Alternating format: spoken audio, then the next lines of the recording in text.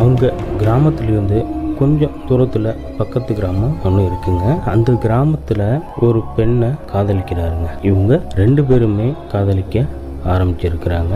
இவங்களுக்கு எப்பொழுதுமே என்ன வழக்கம்னு பார்த்தீங்கன்னா, வாரத்தில் ஒரு நாள் வந்து ஒரு குறிப்பிட்ட இடத்துல போயிட்டு சந்தித்து பேசுவாங்களாங்க.